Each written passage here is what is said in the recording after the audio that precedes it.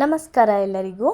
ಈ ಬೇಸಿಗೆಯಲ್ಲಿ ಚಪಾತಿ ಅಥವಾ ರೊಟ್ಟಿ ಜೊತೆ ಏನಾದರೂ ಪಲ್ಯ ಮಾಡಬೇಕು ಅಂದರೆ ಇದನ್ನು ನೀವು ಟ್ರೈ ಮಾಡಿ. ಬಿಳಿ ಅಲಸಂದೆ ಮತ್ತು ಮಡಕೆ ಹೆಸರು ಕಾಳು ಅಂತ ಸಿಗುತ್ತೆ. ಇದ್ರ ಬದಲಾಗಿ ನೀವು ಹೆಸರು ಕಾಳನ್ನು ಸಹ ಹಾಕ್ಕೋಬಹುದು. ಕಾಳುಗಳನ್ನು ನೆನೆ ಹಾಕಿ ಸ್ವಲ್ಪ ಮೊಳಕೆ ಬರೆಸ್ಬಿಟ್ಟು ಆ ನಂತರ ಈ ಪಲ್ಯ ಮಾಡಿಕೊಂಡ್ರೆ ತುಂಬ ಚೆನ್ನಾಗಿರುತ್ತೆ. ನೋಡಿ, ಯಾವುದೇ ರೀತಿಯಾದ ಮಸಾಲೆ ಉಪಯೋಗಿಸದೆ ಮಾಡಿದ್ದೀನಿ.